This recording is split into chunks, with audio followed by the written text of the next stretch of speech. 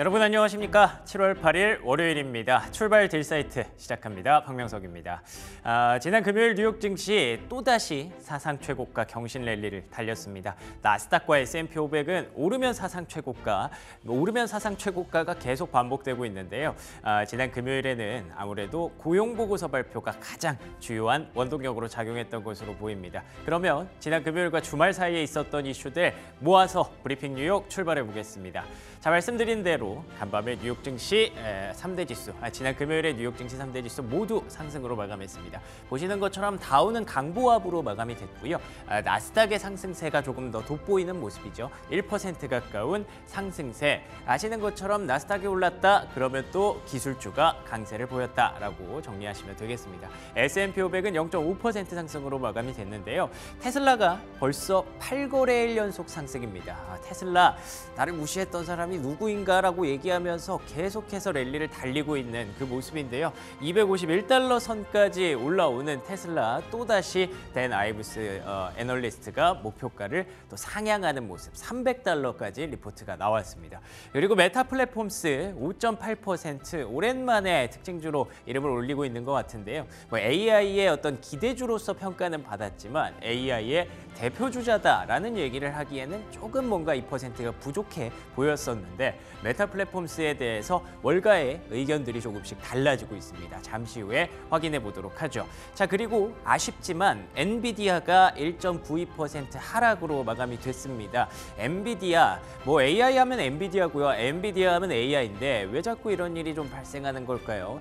너무 많이 올랐다라는 그런 월가의 리포트가 또 하나 나왔는데요. 어떤 영향이 있을지, 그리고 엔비디아는 조금 주춤한 주가를 어떤 방법으로 타개해 나갈지 잠시 후에 특징주에서 확인해 보도록 하죠. 자, 그러면 이런 시장의 흐름들을 만들었던 체크포인트 3가지 중에 첫 번째 체크포인트부터 확인해 보겠습니다. 말씀드렸던 것처럼 고용이 발표가 됐습니다. 사실 고용 지표는 계속 좀 다운이 돼야 되죠. 아시는 것처럼 배드 뉴스가 우리에게는 굿 뉴스가 될 수밖에 없으니까요. 그런데 고용 숫자 자체는 사실 시장이 예상했던 것보다 조금 더 높았습니다. 그럼에도 불구하고 시장이 환호했던 이유, 보시는 것처럼 실업률이 올랐고요. 그리고 임금 상승률이 떨어졌기 때문입니다. 실업률 4.1% 2021년 11월 이후 최고치를 기록했고요. 그리고 또 임금 상승률도 보시는 것처럼 계속해서 슬로우 다운 되는 모습들이 나타나고 있죠. 특히 이 임금 상승률은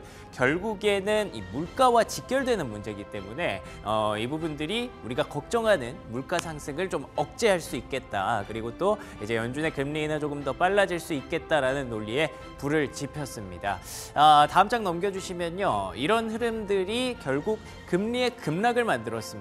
보시는 것처럼 10년물 국채 금리가 4.2%대까지 이렇게 강하게 내려오는 모습들이 있었고요. 최근에 다시 올라가면서 사실 트럼프 전 대통령의 복귀 가능성을 얘기를 하면서 미국의 채권 시장이 조금 부담이 될 수 있다라고 얘기를 했었는데 금방 이제 제자리를 찾는 모습이에요. 결과론적으로 우리가 하반기의 어떤 흐름, 금리 흐름을 조금 예측해 볼 수 있는 한 주가 되지 않았나 싶습니다.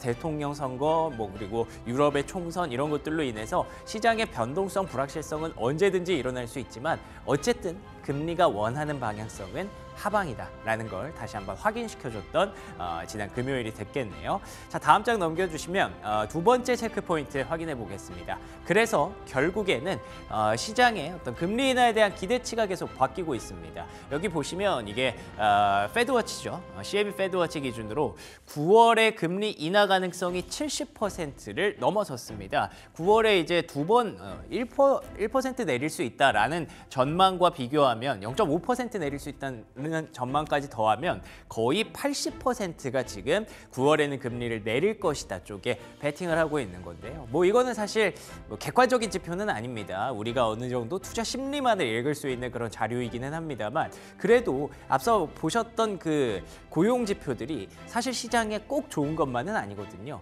실업률이 계속 올라가고 있고 임금 상승률이 떨어진다. 그러면 결국에는 미국의 경기 둔화, 경기 침체 우려를 촉발시킬 수 있는 재료이기도 하기 때문에 그런 우려가 나오기 전에 미리 연준이 금리를 인하해줘야 된다라는 보험성 금리 인하에 대한 기대감이 확실히 이제는 기대감에서 어느 정도 확신으로 바뀌고 있는 것 같습니다. 사실 연준은 계속 그 확신을 억제시키고 있죠. 올해 안에 금리 인하 안 할 수도 있어요. 뭐 인상할 수도 있어요. 이런 얘기를 하고 있지만 시장은 전혀 들으려고 하지 않고요.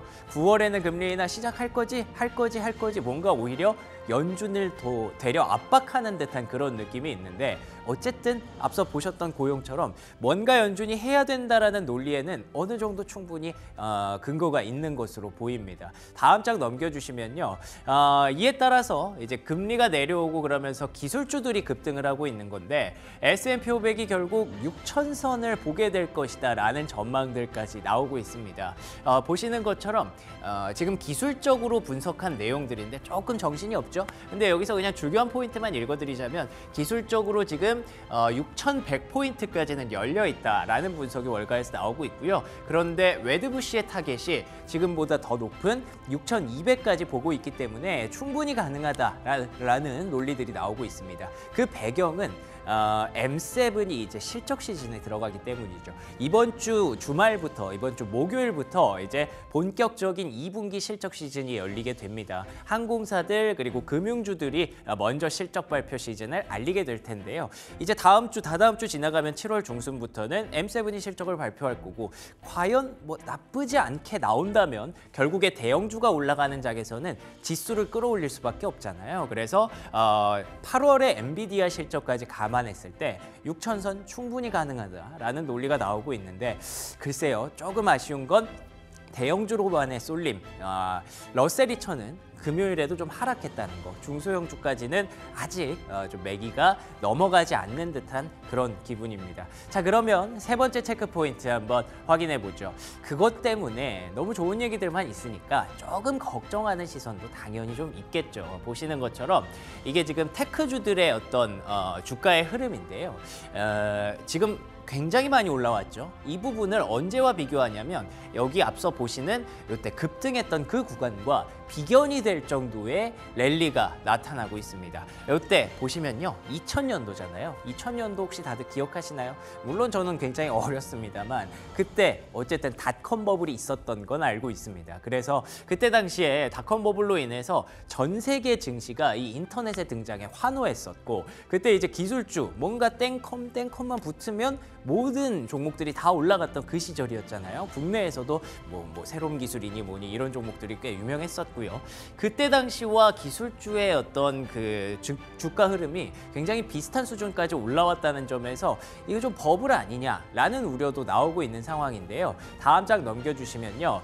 이 기술주들의 흐름이 의외로 생각보다 밸류에이션으로 비교해보면 그렇게 비싸지 않다라는 결과가 나오고 있습니다. 닷컴 버블 당시의 기술주들의 밸류에이션은 여기 50배까지 올라가는 그런 모습들이 있었는데 보시는 것처럼 지금은 겨우 이제 20배, 30배 수준에 불과하거든요. 이 말은 주가가 많이 올라온 건 우리가 눈으로 봤기 때문에 사실이죠. 그런데 그만큼 실적이 뒷받침이 되고 있기 때문에 밸류에이션이 그 정도로 올라가지 않았다라는 뜻이거든요. 그렇기 때문에 결국 뭐 우리가 많이 올라온 건 우리가 다 알고 있는 사실이니까 긴장은 해야겠지만 계속해서 실적으로 이걸 뒷받침해 준다면 이번 분기 실적 시즌에도 긍정적인 흐름을 보여준다면 우리가 아직까지 겁먹고 지레 겁먹고 이제 돈을 빼거나 그럴 때는 아직은 아닌 것 같다는 생각이 듭니다. 자, 그러면 특징주 세 가지 한번 볼까요? 첫 번째 특징주는요.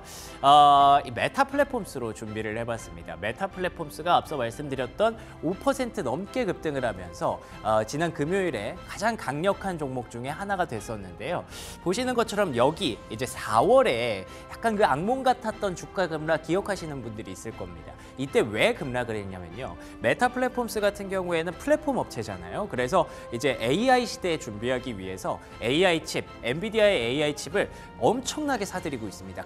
아마 전 세계에서 엔비디아 칩을 제일 많이 산 기업이 메타 플랫폼스일 텐데 그것 때문에 생각보다 지출이 좀 크다는 겁니다. 이렇게 돈을 많이 쓰는데 이걸 수익화하려면 AI 이거 진짜 괜찮은 거야? 라는 질문을 던지면서 이제 주가가 급락을 했는데 보시는 것처럼 그거 다 메꿨죠. 그러면 이때 그 질문과 우려와 논리가 시장에서는 크게 중요한 게 아니야라는 논리로 바뀌었다는 뜻이 됩니다. 그렇기 때문에 결과론적으로는 공격적인 AI 투자를 이제 보상받을 시간이 아닌가라는 분석이 가능하고요. 메타가 조금은 주춤하고 있다가 다시 한번 AI의 대표 주자로 올라설 수 있을지.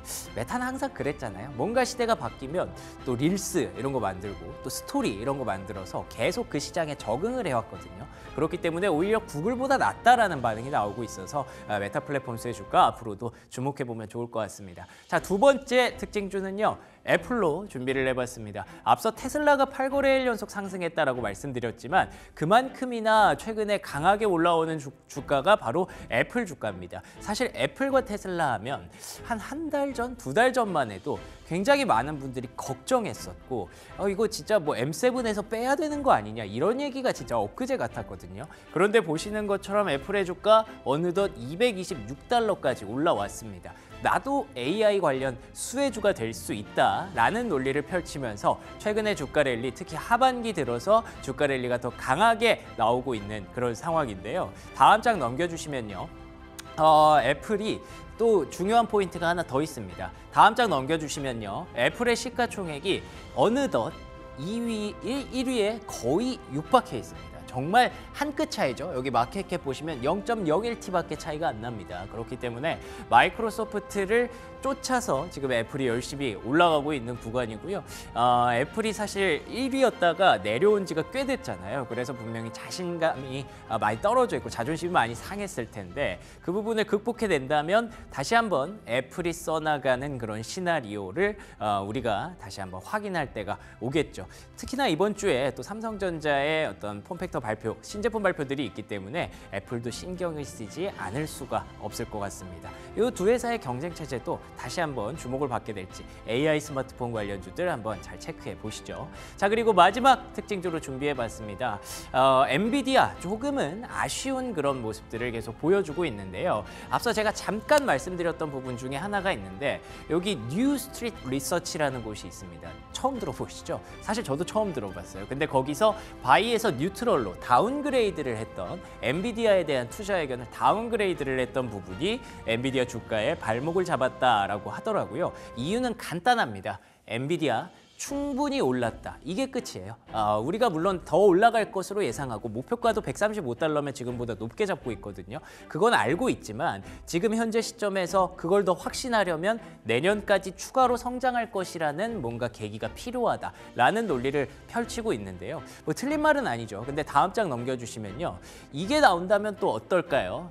우리가 지금 쓰고 있는 게 이제 블랙웰 시리즈로 바뀐다고 합니다. B100, B200 그러니까 엔비디아의 칩이 이제 B 그다음에 R 뭐 이렇게 계속 진행이 되잖아요. 근데 이걸 올해 안에 뭐 나온다라는 얘기가 있었는데 이게 이번 달 중순부터 인도가 된다는 소식이 전해지고 있습니다. 명확한 그 취재원이 있는 건 아닌데요. 그래도 어쨌든 엔비디아 입장에서 지금도 경쟁도 치열해지고 여러 가지 좀 신경 쓸 일이 많아지다 보니까 블랙웰의 출시를 조금 앞당겼다고 하더라고요. 그렇다면 이게 30배나 좋다고 하던데 기존에 쓰는 H100, H200보다 그러면 이것도 경쟁이 붙으면 2025년에도 충분히 성장할 것이라는 확신이 들 수도 있겠죠. 그렇기 때문에 이 실적들이 이제 부각이 되는 2분기, 3분기 실적 이렇게 가다 보면 또 하나의 어떤 모멘텀을 마련할 수 있지 않을까. 엔비디아도 계속해서 챙겨봐야 되는 종목임에 틀림없는 것 같습니다. 자, 여기까지 브리핑 뉴욕이었고요. 조은준 캐스터와 함께하는 시황 브리핑으로 이어갑니다. 네, 지난주 글로벌 시장 살펴보도록 하겠습니다. 미국의 고용 지표가 둔화하면서 연준의 금리 인하 기대감에 달러는 하락했는데요. 이에 따라 원달러 환율도 하락한 모습이었습니다. 0.2% 하락한 1,377원에 거래 마쳤습니다. 또한 국내외로 위험 선호 심리가 지속되는 가운데 외국인의 국내 증시 매수세는 환율 하락에 압력을 가한 모습이었고요. 10년물 국채 금리도 한번 살펴보도록 하겠습니다. 10년물 국채 금리는 TV 대선 토론 이후 4.48%까지 급등했는데 고점 대비 하락하면서 4.2%에 거래 마쳤고요.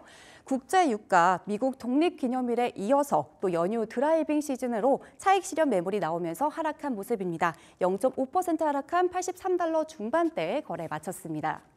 이어서 원자재 시황도 한번 살펴보도록 하겠습니다. 금 선물 정말 큰 폭으로 상승했는데요. 지난주 금요일에 발표된 미국의 비농업 부문 고용 지표가 실업률 상승을 보이면서 이 시장의 불안감 야기하고 있습니다.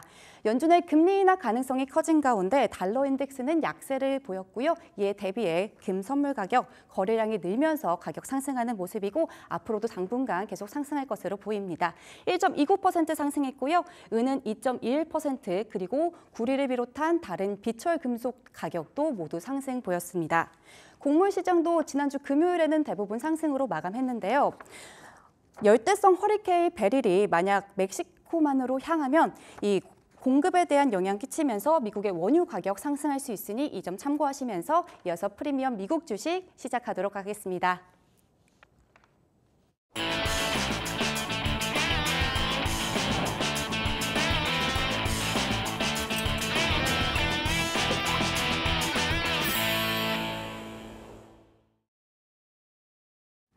네, 글로벌 증시 흐름 분석해보고요. 이어서 국내 증시 전망까지 살펴봅니다. 프리미엄 미국 주식 헤르메스 스탁 하창환 본부장 나오셨습니다. 안녕하십니까? 네, 안녕하십니까? 네, 안녕하십니까?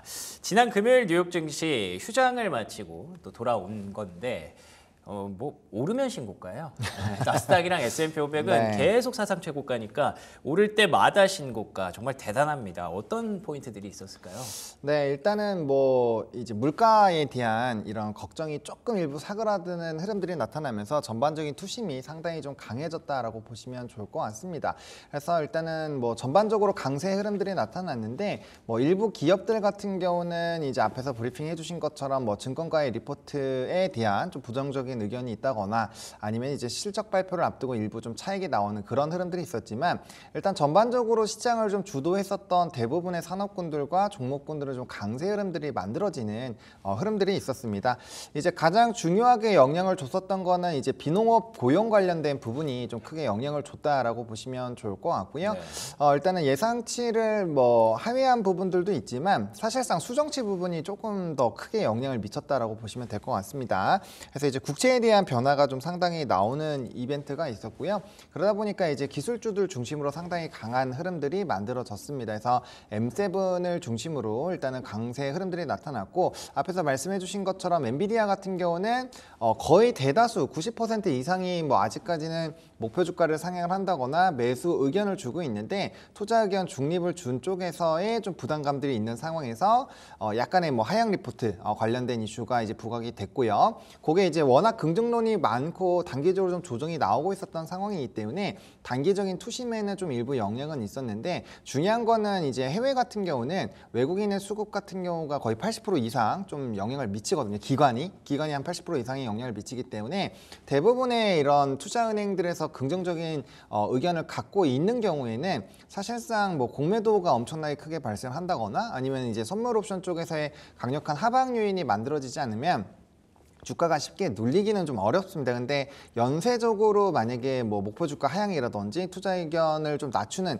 그런 이벤트가 터진다라고 했을 때는 우리가 추세에 대한 이탈을 생각을 해봐야 되겠지만 단순히 한 군데에서의 그런 의견이 나온 걸로 인해서 좀 사실 영향을 받은 것도 그만큼 이제 엔비디아를 투자하고 있는 사람들의 마음이 흔들리고 있다라는 정도로만 체크를 해보시면 좋을 것 같고 대신에 우리나라 반도체에서도 굉장히 좀 기염을 토했었던 실적 내용들이 있기 때문에 업황이 우리 예상보다도 훨씬 더 좋다라는 얘기거든요. 그렇군요. 그러면은 만약에라도 다음번 이제 다시 실적 시즌이 열리기 때문에 그런 부분에서의 좀 이벤트가 또 좀 긍정적인 영향을 줄 수 있기 때문에 현재 구간에서는 너무 부정적으로 볼 필요는 없고요. 그다음 M7의 약진이 워낙 좀 강합니다. 뭐 메타라든지 뭐 아마존, 뭐 애플 이런 쪽에서도 강한 흐름들이 나타나고 있기 때문에 사실 이 M7 종목군들에서의 강한 흐름들만 유지가 되더라도 지수가 눌리기는 좀 쉽지가 않아요. 그래서 뭐 다우라든지 나스닥 특히나 S&P 같은 경우가 굉장히 좀 고공행진을 하고 있고 만약에 이렇게 각각의 기업들이 AI에 대한 그 모멘텀이 좀 터져 나오고 또 하반기에 신기계 관련된 부분들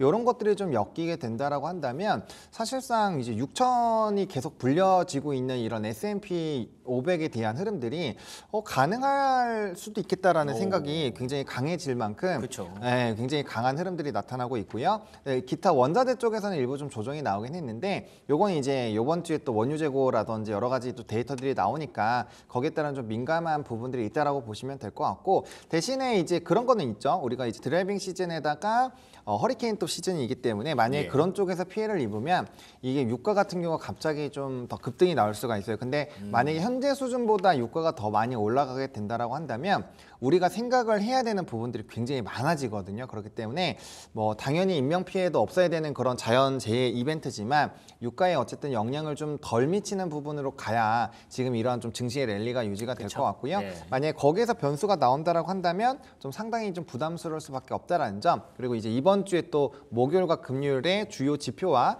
또 이제 실적 발표들이 앞두고 있기 때문에 그런 부분에서 좀 매크로 지표들을 조금 더 집중을 해보셔야 되는 그런 상황이겠다라고 정리를 드리겠습니다. 알겠습니다. S&P 500 진짜 6천선이 머지 않게 느껴집니다. 실적 시즌을 통해서 과연 6천선은 우리가 보는 날이 오게 될지 궁금한데요. 이번 주에는 말씀해 주신 것처럼 또 매크로 지표들이 또 발표가 되기 때문에 실적 시즌이 시작되기 때문에 그런 부분들 조금 더 포커스 맞춰보자라는 관점 주셨습니다. 매크로 지표 얘기 나온 김에 고용 얘기 한번 조금만 더 해볼까요? 네. 고용 보고서가 사실 예상치보다는 좀 높게 나왔다고 그렇죠. 들었어요. 예. 그런데 시중금리가 쭉 빠지면서 시장이 반등했거든요. 네. 어떤 연유에서 그런 부분들이 있었을까요? 네, 맞습니다. 제가 앞에서 하회했다고 잘못 표기를 했는데 네. 일단 상향으로 나왔고요. 네. 이게 예측치보다는 상회했지만 이전치보다는 일단 소폭 줄어든 게 있습니다. 그래서 생각보다 고용이 그렇게 탄탄하지는 않구나라는 부분이 있었고요. 가장 중요한 거는 이제 노동 5월과 이제 4월에 대한 데이터들이 좀 바뀌었습니다. 그러니까 일자리가 수정치가 같이 발표가 됐는데 도합했을 때 11만 1천 명에 대한 이런 수량이 줄었거든요. 그러면 이전의 내용들이 굉장히 크게 나왔다라고 반영이 되는 거고, 그렇게 됐을 땐 고용이 조금 식어가는 흐름들이 상당히 좀 강하다라고 보실 수가 있을 것 같습니다. 그래서 네. 제가 봤을 땐 수정치 발표 이후에 굉장히 좀 큰 급등이 나온 것이 아닌가라고 생각을 하고 있고요.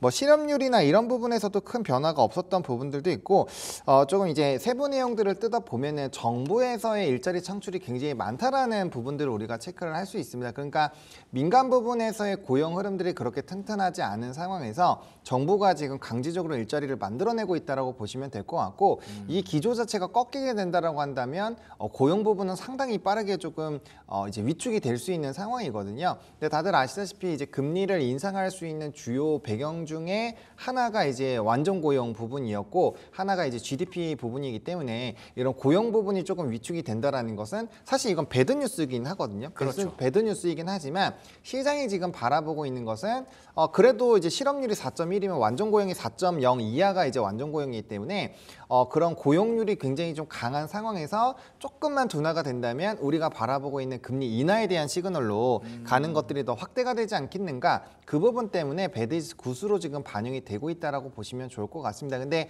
여기서도 좀 세밀하게 보셔야 되는 게 고용이라는 게 4.1에서 4.2, 4.3 가는 게 별거 아닌 것 같지만 4.1과 4.3은 정말 차원이 다른 수준이거든요. 그래요? 실업률이? 네, 그렇습니다. 그래서 이게 실업률 같은 경우는 좀 이렇게 옥죄고 있는 부분에서는 상당히 그 0.1, 0.2가 뭐 크게 차이가 없어 보이지만 이게 풀어지기 시작을 했을 때는 이론도 있는데 제가 이런 명을 까먹었는데 이게 굉장히 가파르게 이렇게 퍼져나가거든요. 그래요? 네, 부채꼴로 퍼져나가기 때문에 특정한 이제 실업률이 이탈이 되게 됐을 때는 그게 갑자기 뭐 5%, 6% 이런 식으로 확 확장이 되는 부분들이 있어서 사실상 4.3까지는 안 가는 게 지금 말씀드려서 지금보다 고용이 조금은 둔화가 되는 흐름들이 유지가 되되 이게 뭐 4.3이나 4.4 이런 식으로 좀 가파르게 변화가 나오면 그건 또 이제 시장이 위축됐다라는 부분으로 굉장히 좀 강한 충격이 올 수가 있거든요. 그렇기 때문에 최근에는 이제 이번 주 목요일에 신규 실업 수당 청구 건수랑 이제 연속 2주짜리랑 4주짜리가 나오는데 그 4주짜리를 좀 기민하게 보셔야 됩니다. 그래서 4주짜리에서 어떻게 변화가 좀 더 격하게 나오는지에 따라서 이건 시장의 충격이 굉장히 좀 다를 수가 있기 때문에 거기서 만약에 급격하게 늘어난다 그러면 이제 고용 쪽에서 또 둔화가 되는 흐름들이 만들어지는 거기 때문에 그럼 이제 퍼센테이지에서의 아마 논란이 나올 확률이 높거든요. 그렇군요. 그래서 그런 부분에서 좀 이슈가 있다라고 보시면 될 것 같고, 확실히 이제 기타 부분에서도 뭐 노동요는 크게 바뀌지는 않았지만 작년 대비했을 때 총 실업자 수는 또 많이 늘어났어요. 그래서 그런 이 신규에 대한 고용 부분이 조금 줄고 있는 것들도 이 안에서 체크를 해볼 수 있기 때문에 고용 부분은 그냥 단순히 수치만 보시면 지금 이해하시기가 어렵고 세부 데이터 내용들을 상당히 좀 많이 보셔야 될 필요가 있다라고 정리드리겠습니다. 지금 뭐 채팅창에서 또 의견도 주시는데 미국의 실업률도 알아야 될 정도로 주식 참 어렵다라고 얘기도 하시고요. 저도 네. 매일 이제 브리핑을 하면서도 참 실업률이 이렇게 가파르게 올라가는 거를 좋아해야 된다는 게 참 어려웠거든요. 근데 말씀해 주신 대로 이게 4.3까지 가게 되면 그때부터는 이제 시장이 오히려 더 불안하게 반응할 수 있다는 거. 네. 예, 그런 포인트들 여러분들 잡아가시면 될 것 같고 그렇게 되면 5%, 6%까지 삽시간에 이렇게 번질 수가 있기 때문에 실업률 앞으로는 이제는 조금 덜 올라갔으면 좋겠다라는 생각도 할 필요가 있을 것 같습니다. 연준도 만약에 이 생각을 하고 있다면 네. 미리 좀 금리 인하를 해줘서 그걸 좀 잡아줄 수도 있지 않을까 싶은데 9월 금리 인하로는 어떻게 보십니까? 일단은 뭐 패드워치에 대한 수치를 보시면 굉장히 많이 높아진 것들을 확인을 할 수 있고 그렇더라고요. 예. 저도 근데 9월에는 해야 되지 않을까라는 생각을 개인적으로 하고 있습니다. 왜냐하면 일단 대선을 좀 앞두고 있기 때문에 지금 바이든 쪽에서 어떠한 이제 현 정부를 유지를 하기 위해서 이 노력을 필요하더라도 이게 그 다음번으로 가면 답이 안 나거든요. 근데 사실상 7월이나 이런 쪽에서는 데이터 부분에서 사실 이제 인하를 강력하게 얘기하기가 굉장히 어렵습니다. 애매하죠. 네, 왜냐면은 만약에 유가가 지금 한 배럴당 71, 이 정도까지 떨어졌다, 혹은 75 이하다 이러면은 또 얘기가 달라질 수 있거든요. 왜냐면 그렇다고 한다면 에너지 가격 자체가 올라가지 않는다는 전제로 들어갈 그러네요. 수 있고, 그런 뭐 CPI나 뭐 PC라든지 이런 각각의 데이터에서 에너지 가격 부분이 계속 안 좋으면 적어도 밑에 내려와 있는 상태에서 이제 평균치를 좀 만들어내는 흐름들이 나타날 텐데, 지금 이제 에너지 가격이 다시 올라갔으면 에너지 관련된 이런 가격 지수들이 다 높아지기 때문에 다시 한번 하락 부분들이 만회가 된다라고 한다면 오히려 지금 CPI나 뭐 PPI 그리고 PCE 같은 경우는 오히려 더 올라갈 수 있는 그런 상황이 마련이 된다라는 거죠. 그러면 이제 내려갔다가 올라가는 상황인데, 그럼 연속성 부분에서도 문제가 있고, 그럴 거면은 기존에 먼저 내리지 왜 안 내렸어? 이런 얘기가 나올 수가 있단 말이에요. 항상 이제 연준에서 강조하고 있는 부분이 데이터에 근거한 의사결정을 내리겠다라는 부분들이 나오기 때문에 우리가 지금 내려오고 있는 부분들을 확인하는 과정에서 이게 추가적으로 연쇄적인 흐름들이 마련이 돼야 된다는 거죠. 그럼 데이터가 적어도 한 달, 두 달, 세 달 정도는 깔려야 되는 상황인데, 그래서 그런 시기로 보더라도 9월이 될 확률은 상당히 좀 높지 않을까라는 생각이 있습니다. 그래서 지금 일단 9월에 대한 확률은 굉장히 좀 높아지고 있고요. 지금 9월이 문제가 아니라 그 다음에 이제 11월이나 12월에 한 번 더 하느냐, 이게 저는 핵심이라고 보고 있거든요. 근데 사실상 9월은 시장에서 굉장히 좀 집중을 하고 있기 때문에 만약에 이게 이루어지지 않는다면은 시장에서는 굉장히 강한 큰 충격이 나올 겁니다. 지수 같은 경우는 적어도 7에서 8% 이상의 되돌림이 나올 수 있으니 그런 부분에서 충격이 발생하시면 그날 바로 다 대응을 하시는 게 저는 맞다고 봐요. 만약에 동결을 해버리면요. 그리고 이제 11월과 12월 달에 대한 수치도 높아져야 되는데 아직은 50% 이하에서 유지가 되고 있단 말이죠. 그러면 적어도 패드워치에서 사실 45%, 막 46% 이 정도 수준은 언제든지 30%로 떨어질 수 있는 수치거든요. 그렇죠. 그렇기 때문에 적어도 55%에서 60% 이상은 올라와야 이게 잘 떨어지지 않기 때문에 그런 변화들이 나오는 걸 확인을 해야 되고요. 근데 지금 시점에서 사실 뭐 주택 부분은 전혀 이제 미동이 없어요. 그러니까 우리가 물가 지표에서 좀 중요시하게 봐야 되는 거는 너무 많이 다 보시면 어려우니까 이제 주택과 에너지 가격 부분을 보셔야 되는데, 에너지는 다시 올라왔으니까 거의 크게 이제 다시 올라간다고 보시면 되고, 주택이 안 빠지면은 지금 물가 지표는 다시 올라올 확률이 높단 말이에요. 그래서 그런 부분에서의 좀 변화들을 좀 보셔야 될 것 같고, 문제가 뭐냐면 지금 우리나라도 아직 태풍 한 번도 안 왔잖아요. 원래 이 시기면 두 번은 와야 돼요. 근데 이제 보통 이렇게 안 오다가 한 번에 온 게 굉장히 큰 걸로 온다라고 하더라고요. 그래서 이제 기상 변화에 따라서 이런 여파가 강할 수가 있기 때문에 앞에서 이제 유가 부분에서 얘기한 것처럼 이제 허리케인 시즌에서의 피해가 사실 적으면 적을수록 우리 금리 인하에 대한 기대감들이 높아질 수 있다. 그래서 이건 자연재해까지 좀 같이 엮이는 부분이기 때문에 사실상 예측하기가 굉장히 어렵고, 그렇기 때문에 그런 부분들을 다 감안하셔가지고 리스크 요인이 발생을 했을 때 나는 어디에서 이 내가 지금 끌고 가고 있던 포트를 어느 정도 정리해야지 라는 부분에 대한 설계는 세워놓고 지금 스타트를 끊어주셔야 된다는 점을 보시면 좋을 것 같고요. 아직까지는 뭐 금리 인하론이 굉장히 좀 높기 때문에 때문에 그쵸. 뭐 9월까지는 모멘텀 플레이가 충분히 가능하다라고 보고 있고 대신에 그때쯤 됐을 때는 패드워치에서의 11월, 12월 달 수치가 많이 변동이 되어 있을 텐데 그때 만약에 뭐 50도 상회하지 못하는 수준이다라고 한다면 사실상 그때부터는 포트의 비중을 좀 상당히 줄여나가는 과정들이 필요하지 않을까? 그래서 저는 지금 좀 중장기 플레이로 본다라고 한다면 7, 8, 9는 이제 눌렸을 때 매수를 하고 그렇죠. 그다음에 이제 9월 뭐 중순 이후부터 패드워치 FOMC 이후부터는 매도의 관점으로 조금씩 포트를 정리를 한 다음에 결과치가 다 나오고 내년엔 또 인하를 많이 하니까 그다음에 다시 연말 연초부터 다시 포지션 그 세팅을 하는 게 맞다라고 생각을 하고 있어서 그런 좀 이제 한 번의 정리는 필요한 시기가 점점 오고 있지 않나라는 생각은 갖고 있습니다. 알겠습니다. 사실 시장이 좋아 보일 때 우리가 놓칠 수 있는 부분들이 분명히 있거든요. 그 부분들을 좀 얘기를 해주셨던 것 같아요. 일단 지금 금리 인하에 대한 기대치가 굉장히 높아지고 있는 구간에서 시장이 같이 올라가고 있기 때문에 만약에 우리가 기대한 대로 9월에 금리 인하를 하지 않는다면 시장은 오히려 그 되돌림을 좀 보여줄 수 있다는 거 첫 번째 포인트 알려주셨고요. 그리고 또 9월 인하가 중요한 게 아니라 오히려 12월에 정말 인하, 그래서 올해 안에 2번 할 수 있는지 이 포인트가 또 충족되지 않는다면 시장이 흔들릴 수 있다는 가능성, 이런 것들 다 염두에 두고 접근을 하셔야 될 것 같습니다. 뭐 허리케인 같은 부분까지 고려를 한다면 언제든 돌발 변수 있을 수 있다는 거 염두에 두시기 바랍니다. 앞에서 기술주 얘기는 좀 했기 때문에 간단하게 비트코인 얘기만 한번 해볼까요? 네. 비트코인이 좀 흔들리고 있는 거에 대해서 어떻게 보십니까? 일단은 뭐 비트코인 같은 경우는 이제 물량이 출회가 되는 부분이 그렇다더라고요. 좀, 네. 압박이 되는 것 같습니다. 사실 이제 비트코인이 지금 단기간에 2천만 원에서 1억까지 올라갔을 수 있었던 이유는 이번 반감기가 끝나고 다음 반감기가 되면은 금보다 희소해지거든요. 그러니까 공급량이 이게 계속 이제 2배씩 줄어들잖아요. 그러네요. 그런 부분에서 앞으로 나올 수 있는 물량 자체가 별로 없다라는 부분에 포커스를 두면서 그리고 이제 현물 ETF가 승인이 되면서 이제 굉장히 좀 많은 자금들이 유입이 됐기 때문에 이렇게까지 자금이 들어오면 사실상 이 화폐 가치의 기능을 할 수밖에 없는 위치에 도달을 했거든요. 그러면 이 통화량에 대한 공급량이 증가만 나오지 않으면 이 가치가 떨어지지 않는데 이번에 마운트곡스라는 거래소가 과거에 해킹 사례가 좀 있었어요. 그래서 그때가 한 600만 원 정도 했을 텐데 그걸 다 복구했다면서요? 네, 근데 네. 이제 한 20-30%밖에 복구를 못하고 나머지 부분들을 이제 다시 채권자한테 줘야 되는데 네. 가격이 그때보다 지금 한 15배, 16배가 그러니까요. 올랐잖아요. 그러니까 부담감이 굉장히 큰 상황이고 그걸 상환하기 위해서 이제 비트코인을 팔아야 되는 그런 상황들이 마련이 됐다라고 보시면 됩니다. 그래서 그 물량 자체가 사실상 적지 않다라는 점. 게다가 현물 ETF에서도 그런 상황이면은 사실 안 사주잖아요. 지금 고가권이 있기 때문에 거기서 같이 좀 물량이 나오는 부분들이 있었거든요. 그러니까 이제 시장에서는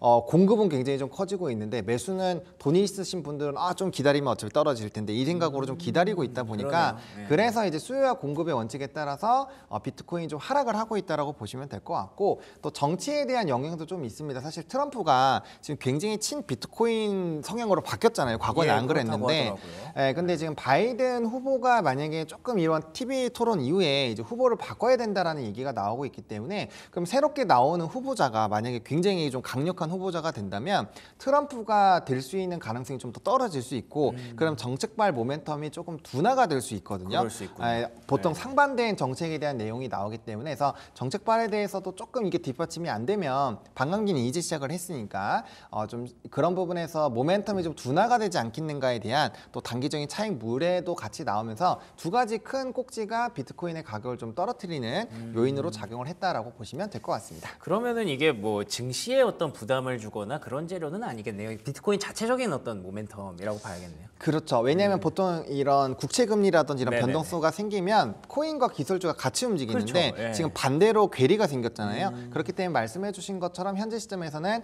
비트코인 내부에서의 그런 개별적인 모멘텀들로 보시는 게 맞지 않을까라는 생각입니다. 알겠습니다. 뭐 숨겨져 있는 변동성 요인들은 있지만 어쨌든 지난 금요일 뉴욕 증시 좋았고요. 기술주 랠리 나타났습니다. 그러면 오늘 국내 증시 기대하시는 분들이 많을 텐데 네. 어떤 업종에 좀 주목해야 될까요? 저는 금융주를 조금 관심 있게 보시면 좋을 것 같습니다. 뭐 예. 반도체나 자동차, 그러니까 외국인 수급이 계속적으로 강력하게 들어오는 산업군들 다 좋다고 보고 있는데 그 중에서도 금융주를 좀 꼽는 이유가 이제 이번 주 금요일 날 또 미국 시장에서 금융주들에 대한 실적 발표들이 꽤 나오는 상황이거든요. 그렇죠. 일단은 이제 3분기, 4분기 때 뭐 그런 실적에 대한 기대감도 있겠지만 지금 주주 환원 정책에 대한 추가적인 모멘텀들이 또 나올 수 있는 상황이에요. 개별적으로 자사주 매입과 소각 관련된 이슈가 나올 수가 있고요. 그다음 말씀 주신 것처럼 밸류업 프로그램 같은 경우도 3분기와 또 4분기 때 이벤트가 있기 때문에 그런 것들이 이제 추가적으로 나왔을 때 지금 뭐 자동차 같은 경우는 단기적인 인도량이라든지 그런 수출 데이터로 조금의 좀 희석이 되고 있는 상황이잖아요.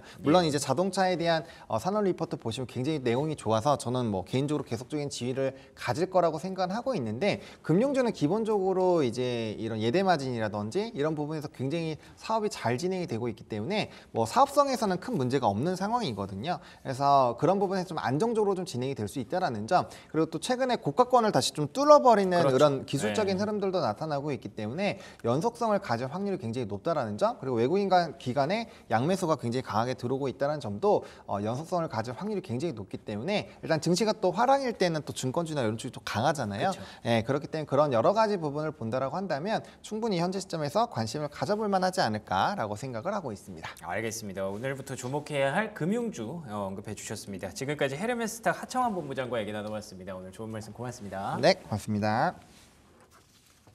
자, 글로벌 증시 마감 상황 정리해봤고요. 국내 증시로 넘어갑니다. 브리핑 서울 최인 앵커와 함께 하시죠.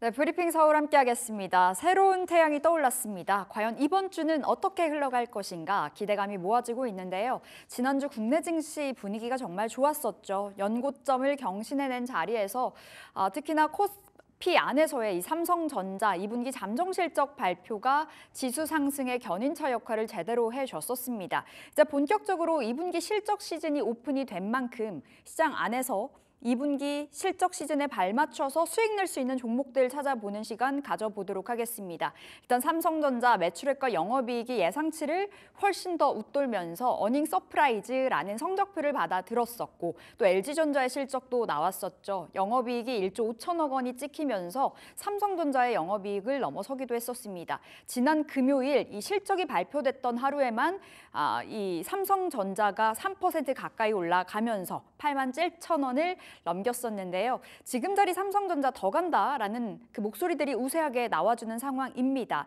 이날 하루에만 외국인들이 폭풍 순매수해주면서 주가 계속해서 상승 동력으로 자리를 잡았는데요. 2분기 실적주 찾아보도록 하겠고요. 로봇주는 어떻게 봐야 될까요?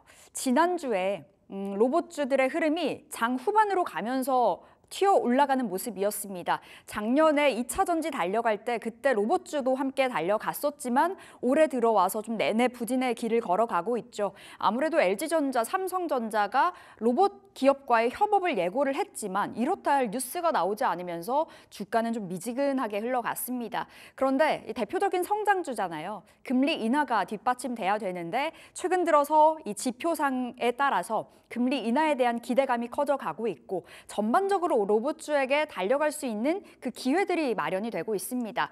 또한 이슈가 하나 있었거든요. 지난 금요일에 삼성전자가 100% 무인 반도체 공장을 만들기 위해서 지금 로봇을 테스트하고 있다라는 소식이었습니다. 그렇다 보니까 이 삼성전자와의 이 협업 기대감 커져가고 있고요. 관련해서 밸류체인 기업들이 유난히 주가 탄력도가 높았었거든요. 예를 들면 에브리봇, 이렌시스, THK, 삼익 같은 종목일 텐데요. 관련해서 오늘 로봇주 담아봐도 될지 점검 들어가 보겠고요. 앞서 삼성전자가 강하게 올라섰을 때 개인들은 차익 실현 나서는 모습이었습니다. 지난주에만 개인들이 1조 넘게 팔았었고요. 외국인들이 2조 넘게 담아갔었는데 그 개인들의 자금이 어디로 흘러갔는고 살펴보니 코스닥이었습니다. 특히나 코스닥 안에서 공모주, 새내기주, 제약바이오 쪽으로 이 매수세가 유입이 되는 모양새였었고요. 최근 들어서 우리 제약바이오 이야기 많이 하고 있습니다. 그만큼 시장 안에 재료가 많이 돌고 있다라고 보시면 되겠는데요. 삼성바이오로직스 이슈도 있었고요. 여러 가지 계속해서 이슈들이 나와주는 제약바이오입니다. 원체 소리 소문 없이 강하게 올라서면서 신고가를 갈아치웠던 제약바이오가 많은데 지금 현 시점 제약바이오 진입 가능할지 아니면 오히려 비중을 축소해야 되는 시점인지 이야기 나눠보도록 하겠습니다. 자, 이어서 지난 금요일 우리 조은준 캐스터와 마감시황 점검 들어가 보겠습니다. 개장 전 체크 포인트, 지난주 국내 증시 마감 시황 살펴보도록 하겠습니다. 지난주 금요일까지 양시장 3거래 연속 상승불 켰는데요. 코스피 2,900이 코앞인 데다 3,000피에 대한 기대감도 커지고 있습니다. 이렇게 상승세 보이는 와중에 역시나 상승 종목보다 하락 종목이 더 많았던 시장이었는데요. 대형주 위주로 지수 상승 이끌어갔던 모습이었습니다. 먼저 코스피부터 살펴보도록 하겠습니다. 코스피 초반부터 상승불 켰고요. 중반에는 더욱더 치고 올라가면서 2,862선에 거래 마쳤습니다. 다시 한번 연중 최고가를 찍은 건데요. 수급 상황 보시면은 기관과 외국인 정말 많이 담았습니다. 3일 내내 담는 모습 속에서도 금요일에는 특히나 둘 다 모두 1조 넘게 물량 사들였고요. 반면에 개인은 2조 넘게 팔았던 모습이었습니다. 코스닥도 0.79% 상승하면서 847선에 거래 마감했습니다. 개인이 제약바이오 업종 위주로 사들이면서 지수 상승 견인했는데요. 수급 상황 보시면 기관 홀로 매도 우위 보였습니다. 하지만 거래량과 거래 대금 모두 적어서 이 코스피 대비 부진한 흐름 이어가고 있습니다. 이어서 시가총액 상위 종목도 한번 살펴보도록 하겠습니다. 대부분 상승불을 킨 가운데 이렇게 반도체 대장주 삼성전자와 SK하이닉스 둘 다 2% 넘는 상승 보였습니다. 삼성전자 10조 넘는 영업이익 발표에 어닝 서프라이즈 보이면서 87,100원의 종가 형성했고요. SK하이닉스도 23만 6천 원 다시금 종가 형성했습니다. LG에너지솔루션도 한번 살펴보도록 하겠습니다. 이 테슬라 주가 상승에 국내 2차 전지 시장에 다른 흐름 보이면서 오랜만에 상승불 켰었다가 금요일에는 다시금 하락하는 모습이었고요. 오늘 있을 2분기 잠정 실적 발표에 따라서 또 어떤 흐름이 이어질지 지켜봐 주시면 되겠습니다. 현대차는 1.26% 상승하면서 마감했습니다. 이어서 코스닥 상위 종목도 한번 살펴보도록 하겠습니다. 역시나 대부분 상승불 킨 모습인데요. 가남 신약에 대한 기대감에 이 부활했던 HLB는 금요일에도 13% 넘게 급등했습니다. 3거래 연속 계속해서 상승해 가는 모습이고요. 삼천당제약 장중에 20만 원 돌파하면서 52주 신고가 다시 한번 갈아치웠고요. 에코프로비엠 강보합권에서 마감했고 에코프로도 상승 마감했습니다. 다만 엔캠은 전 거래일 대비 3% 가까이 하락했습니다. 이렇게 금요일 시장 정리하도록 하겠습니다. 이어서 더 자세한 이야기 궁금한 종목 Y에서 함께 하시죠. 네, 이번 주 시장 전략 어떻게 세워봐야 될까요? 본격적으로 2분기 실적 시즌이 오픈이 됐습니다. 어떤 기업에 눈을 맞춰봐야 될지 펀스탁 이주호 본부장 함께 할게요. 어서 오세요. 네, 안녕하세요. 네, 본부장님. 지난주 시장 너무 좋았었잖아요. 네. 이번 주 투자 전략 세워본다면 어떻게 보세요? 일단 고용 지표를 좀 소화하면서 아무래도 좀 상승세 이어가지 않을까 이렇게 생각을 하고 있고요. 특히나 지난주 금요일 날 고용 지표가 좀 둔화되는 모습이 나왔거든요. 그렇기 때문에 금리 인하에 대한 기대감이 더 커지면서 오늘 국내 증시도 지난주에 이어서 좋은 흐름 이어가지 않을까. 그렇다 한다면 지금 잘 가는 종목들 위주로 좀 한번 눈여겨보시면 좋을 것 같습니다. 소외된 쪽이 아니라 잘 네. 가는 쪽이요? 네, 지금 그랬어요. 2분기도 사실 그랬고. 잘 가는 쪽이라 하면 사실 네. 7월 들어와서부터는 상반기에 못 갔던 쪽이 잘 가고 있어서 그럼 상반기에 못 갔던 쪽으로 좀 봐야 된다. 이렇게도 해석을 해볼 수 있을까요? 그것도 좋은데 네. 이게 요즘에 흐름이 2분기 때부터 시장 분위기가 완전 바뀌었습니다. 무슨 말이냐면 그 화장품이라던가 음식료라던가 지금 다 보시면은 가는 종목들이 진짜 세게 가고 그 외의 종목군들은 상승폭 자체가 만족할 만한 상승이 나오지 않아요. 그러다 보니까 이제 개인 투자자분들 입장에서 급한 거예요. 무슨 말이냐면 삼양식품 가니까 나는 딴 거 샀는데 빙그레 이런 거 샀는데 빙그레는 빠지고 삼양식품만 계속 가고 이런 식으로 지금 움직임이 나오다 보니까 네. 그거에 많이 당하셨을 거예요. 그러다 보니까 이제 하반기도 제가 봤을 때는 시장에서 주인공이 될 만한 그런 종목 한두 종목들이 정말 강하게 갈 거다. 좀 이렇게 보고 있습니다. 지금 현재 힘이 실려 있는 가는 종목이 더 갈 거다라는 관점에서 풀어주셨는데 자, 우리 지난 금요일에 삼성전자 실적 발표 있었잖아요. 삼성전자부터 이야기 나눠보겠습니다. 우리가 예상했던 거 이상으로 이 숫자가 찍히면서 어닝 서프라이즈라는 성적표를 받아 들었고 이제 삼성전자 지금이라도 사도 될까요? 라는 질문 드려보고 싶거든요. 네. 근데 원체 10만 전자 간다라고 이야기하고 있고 네. 본부장님의 그 시각도 굉장히 우호적이었던 걸로 기억이 나거든요. 네, 10만 전자는 충분히 달성할지 않을까요? 올해 안에. 이렇게 그럼 생각하고 오늘 있고. 사도 돼요? 삼성전자 언제 사도 돼요. 365일 내내 그냥 사셔도 되는 기업이다. 이렇게 말씀을 드리겠습니다. 왜냐하면 지금 뭐 사실 하이닉스에 비하면 굉장히 많이 못 올랐어요. 그러다 보니까 가격적인 메리트가 크고, 그리고 삼성전자가 지금 하려고 하는 HBM, CXL, 그다음에 무인공장 이러한 모든 산업들이 결국에는 지금 4차 산업을 조준하고 지금 가고 있거든요. 네. 그러다 보니까 지금 삼성전자가 지금 주가에 아직 평가가 좀 덜 된 부분은 결국에 HBM 테스트가 통과하지 못했다라는 점, 이 부분이 지금 하이닉스가 가는데 삼성전자는 못 갔다 이렇게 보고 있기 때문에 지금 만약에 삼성전자 이제라도 사셔야 되나 고민하시는 분들은 사실 이 삼성전자를 언제 사야 되냐 말아야 되냐 이거 질문은 저는 사실 이건 답이 없어요. 그냥 삼성전자는 그냥 우리 나라가 망하지 않을 거기 때문에 그냥 자식 물려주신다는 생각으로 계속 모아가시면 된다 이렇게 좀 말씀을 드리겠습니다. 대를 물려줄 생각으로 삼성전자 사라. 네. 정말 우호적으로 말씀 주셨고, 역시나 지난번에도 삼성전자 밸류체인 주목해야 된다 네. 말씀 주셨고, 여기서 잠깐 짚어볼까요? 이오테크닉스도 그렇죠. 말씀 네. 주셨잖아요. HBM 레이저 장비. 지난주 월요일에 딱 말씀 주셔서 벌써 한 10% 넘게 수익이 났었거든요. 만약에 그 매수 시그널에 맞게 사셨다면요. 현 그렇죠. 시점에서는 어떻게 바라봐야 될까요? 이오테크닉스는 지금 사셔도 안 늦습니다. 왜냐하면 지금 주가가 굉장히 조정을 많이 받았고 네. 지난주 월요일 날 제가 18만 원 부근이었던 것 같아요. 근데 지금 올랐는데 지금도 많이 조정이 받은 상태고, 이게 가장 중요한 건 이겁니다. 이오테크닉스는 제가 말씀드렸던 대표적인 삼성밸류 체인의 그런 HBM 관련주인데 예. 이게 삼성전자랑 그 한미반도체랑 사이가 갑자기 드라마틱하게 틀어지면서. 좋아지기가 쉽지 않아요. 네. 그러다 보니까 앞으로도 그럴 거로 예상이 되고 있고, 그러면 지금 이오테크닉스가 이렇게 올랐다고 하더라도 갈 길이 조금 더 남았다. 그러면 만약에 이제 삼성전자가 HBM 퀄테스트 통과를 하게 된다 그러면 예. 이 주식은 원래 가격대를 찾아갈 것이다. 곧 만약에 삼성이 퀄테스트 통과하고 네. 한미반도체랑 어떻게 사이가 좋아져서 손을 잡게 된다면 이거 내려갈 거 예상해야 되는 거예요. 만약에 한미반도체랑 만약에 진짜로 네. 그냥 이런 일이 거의 없겠지만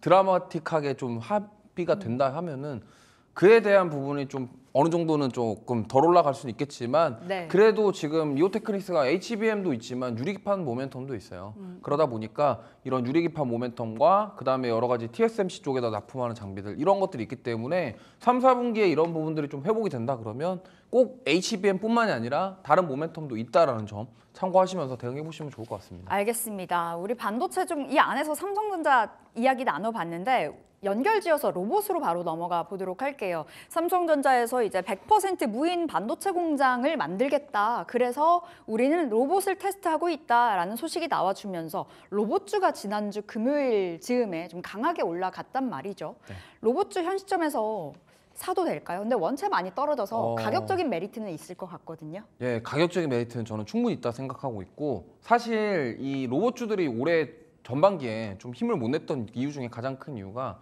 금리에 대한 불확실성인 것 같습니다. 왜냐하면 아무래도 지금 우리나라에서 대표적인 성장 섹터가 또 로봇이잖아요. 그리고 2차 전지. 그렇죠. 뭐 바이오 같은 경우는 사실 지금 금리랑 상관없이 지금 따로 노는 약간 이런 흐름을 보이고 있고, 개별 모멘텀에 움직이죠. 네, 그러다 보니까 로봇은 지금 전반적으로 금리의 영향을 크게 받고 있다. 그러다 보니까 지금 2분기 때 특히나 실적주들, 수출주들, 경기방어주들 올라가면서 사실 철저하게 소외받았다 이렇게 보시면 되겠는데, 결국에는 지금 로봇주들이 올라가기 위해서는 두산 로보틱스가 실제로 실적이 나와주냐, 네. 그러면서 로봇주의 수급이 들어오냐 이 부분이랑, 그다음에 삼성전자가 지분 투자한 레인보우 로보틱스에 대한 부분이거든요. 그럼 결국에는 삼성전자가 레인보우 로보틱스를 지분 투자를 한 이유는 결국에는 스마트 팩토리로 가기 위한 그 레인보우 로보틱스의 협동 로봇, 이런 웨이퍼 이송 로봇에 대한 기술이거든요. 네. 그렇기 때문에 이 부분이 저는 좀 해소가 되면서 금리 인하에 대한 시그널이 나온다고 한다면 하반기에 저는 상승세가 나오지 않을까 이렇게 보고 있습니다.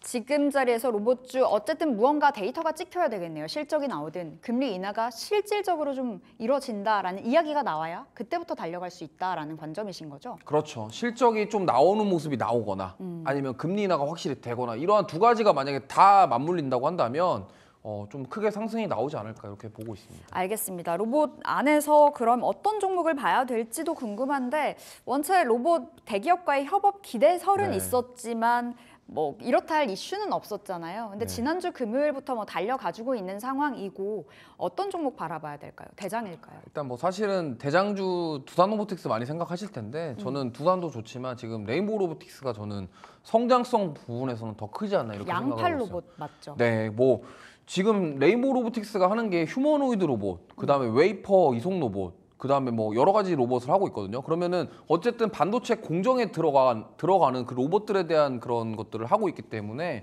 삼성전자가 지금 준비하고 있다라는 점, 그리고 삼성전자가 이제 진짜로 인수를 하게 될 경우에 예. 그러면 이제 삼성 로보틱스가 될 거거든요. 그러면 이제 그런 부분들, 모멘텀 여러 가지 봤을 때 지금 주가 자체는 굉장히 힘없는 모습으로 좀 움직이고 있지만 지난주에 살짝 반등 나왔고 앞으로 이 부분은 저는 멀리 보시고 중장기 관점으로 접근하시면 충분히 가능하다 이렇게 보고 있습니다. 그럼 탑픽으로 두산 로보틱스가 안 나온 이유는 뭐예요? 일단은 지금 실적에 대한 부분인데 사실 그동안 두산 로보틱스의 발목을 잡았던 부분이 실적이에요. 근데 그 실적이 막 드라마틱하게 어닝 서프라이즈가 나오진 않을 거다 이러한 관점에서 봤을 때 오히려 그렇다고 한다면 로봇주들이 지금 당장에 어떤 드라마틱한 실적이 안 나올 거라면 오히려 성장성이 더 큰 그다음에 무인공장 모멘텀을 확실하게 가지고 있는 삼성과 관련된 그런 대표적인 기업을 더 보자 이렇게 좀 말씀을 드리겠습니다. 예, 그래서 레인보우 로보틱스를 탑픽으로 꼽아주셨고 그럼 매수 전략 한번 들어볼게요. 네, 오늘 뭐 시초가에 공략하셔도 좋을 것 같고요. 시초가 공략. 네, 그다음에 목표가는 20만 원, 손절가는 12만 원 제시를 해드리겠습니다. 지난 금요일 종가가 한 15만 5천 원인데요. 목표가 20만 원, 손절가 12만 원으로 레인보우 로보틱스 이야기 나눠보겠습니다. 아까 우리 삼성전자 실적 얘기했는데 LG전자를 빼놓은 것 같아서 네. 짧게 좀 언급하고 지나가 볼게요. LG전자 실적도 굉장히 좋았잖아요. 네. 특히 영업이익이 좀 괄목할 만한 그 숫자가 찍힌 것 같아서 LG전자 지금 자리 주가 어떻게 바라보세요? 네, 지금도 괜찮다고 보고 있고요. 지금 반도체라던가 뭐 이런 쪽은 대부분 다 지금 좋은 흐름이 나올 것이다 이렇게 예상을 하고 있어요. 왜냐하면 3분기도 이런 흐름이 이어질 것이고 특히나 LG전자 같은 경우는 지금 냉난방 공조 이 관련된 부분 B2B 영업을 하면서 그 부분의 실적이 좋아지고 있거든요. 지난 금요일에 관련주들 뜨더라고요. 네. 그래서 그 냉난방 공조부터 시작해서 그다음에 가전 제품들 이런 것들이 B2B 사업에 대해서 이런 부분들이 긍정적으로 좀 평가가 나오면서 3분기에도 좋을 것이다. 그리고 LG전자도 마찬가지로 주가가 많이 못 올랐어요. 그렇다 한다면 이제 전장 쪽 회복과 그다음에 가전 제품 그리고 지금 냉난방 공조 이런 AI 데이터 센터에 대한 수혜를 받으면서 3, 4분기에도 견조한 실적 아니면은 더 좋은 실적이 나올 것으로 좀 예상을 하고 있기 때문에 LG전자도 지금 진입하셔도 가격적으로 크게 부담 없는 선이다. 이렇게 좀 말씀을 드리겠습니다. 네, LG전자 지금 진입 괜찮다 말씀 주셨고요. 자, 우리 세 번째 제약바이오 이야기로 넘어가 보겠습니다. 삼성바이오로직스 목표가 125만 원 리포트가 나왔더라고요. 근데 원체 이제 바이오 안에서 좋은 뉴스거리 나와주는 종목들 널뛰고 있잖아요. 지금 현 시점에서 삼성바이오로직스는 어떻게 바라보세요? 뭐 이것도 사실 아까 삼성전자랑 좀 비슷한데 이 CDMO 쪽은요 그냥 지금 계속 모아 가시면은 앞으로 더 좋은 일이 나오지 않을까 이렇게 생각을 합니다. 역시나 왜냐면 배를 물려주기 네, 위해서. 그 정도예요. 왜냐하면 지금 바이오 섹터들의 열풍이 나오는 가장 큰 이유가 바이오 플랫폼 사업과 관련된 기업들이거든요. 지금 비만 치료제부터 그다음에 알테오젠의 SC 플랫폼 이러한 것들 지금 삼성전자 제약도 그렇고 네. 지금 바이오가 이제 단순하게 신약 모멘텀만 가지고 가던 시대는 이제 끝났다. 왜냐하면 지금 뭐 물론 HLB가 그런 모멘텀을 가지고 가고 있지만 그 외에 지금 다른 바이오 종목들이 다 그런 플랫폼이에요. 그렇다 한다면 그 플랫폼이 만약에 기술 이전이 되고 뭔가 계약이 나왔을 때 결국엔 그 다음에 이득 볼 수 있는 거는 CDMO 쪽이거든요. 그러다 보니까 바이오로직스는 아무래도 삼성바이오로직스는 이거는 꾸준히 가져가시고 저 목표가 125만 원도 저는 적다라고 생각을 해요. 아, 그래요? 더 갈 수 네, 있다라는 충분히 더 갈 관점에서 수 있다. 나중에. 오늘 제약바이오 안에서 탑픽을 쌈바라고 볼 수도 있겠네요. 좀 중장기적인 네, 뭐 관점으로요. 하지만 움직임이 조금 더디니까 예. 오히려 또 화끈하게 지금 지금 요즘에 새롭게 급부상하고 있고 원래 급부상했는데 다시 한번 더 급부상할 그런 종목으로 네, 한번 공략해 탑픽 보시면 바로 돼요. 들어볼게요. 네, 역시 알테오젠입니다. 알테오젠 괜찮나요? SC 그 기대감으로 좀 상반기에 많이 올랐었다가 지금 좀 주춤했다가 금요일에 8% 튀었네요. 금요일 날 6시에 식약처에서 발표를 했습니다. 테르카제. 어떤 식약처 발표요? 승인 테르카제. 아, 그게 이제 필러 녹이는 제품이거든요. 근데 그게 이제 국내 처음으로 승인이 났어요. 네. 그래서 그 부분에 대한 오늘 모멘텀이 좀 있을 것 같다. 그래서 지금 필러 녹이는 그런 상품에 대해서는 그거는 수요가 점점 늘어나고 있어요. 지금 보시면은 최근에 피부, 미부, 미용기기, 의료기기 좀 많이 올라가고 있잖아요. 네. 그러면 결국에는 뭐 성형이라던가 뭐 어떤 시술을 받게 될 때 보통 필러를 녹이는 거에 정말 많은 분들이 하고 하거든요. 그리고 필러 녹이는 게 지금 추세예요. 필러가 유행이 지나서요. 그래서 그러다 보면은 오히려 지금 이 타이밍에 알테오젠의 지난주 금요일 날 그 식약처 테르가제 승인은 이거는 정말 호재다. 호재가 아니야. 만약에 뭐 이런 말도 있습니다. 세론 뉴스 아니냐. 근데 제가 봤을 때는 이게 세론 뉴스가 아니라 오히려 여기서 이제 못 잡으면은 더 이제 후회할 만한 그런 상황이 아니냐. 그럼 SC에 대한 기대감은 이미 좀 반영된 자리에서 재료가 하나 더 나온 거예요? 그것도 있고 있는 상태에서 지금 원래 사람들이 그거 세계약속 승인이 난다 안 난다 했는데 승인이 나버린 거죠. 그러면 이제 그게 금요일 날 하필 공교롭게 밤 오후 6시에 났으니까 네. 오늘 그게 이제 반영이 되지 않을까. 오늘 주가에 어떻게 반영될지가 궁금한데, 자, 일단은 28만 원 코 앞에서 이제 네. 종가가 만들어져 있잖아요. 목표가 어디로 바라보세요? 네, 저는 목표가 35,000원 보고요. 손절가 35만 원? 네, 35만 원 보고 네. 손절가 타이트하게 25만 원.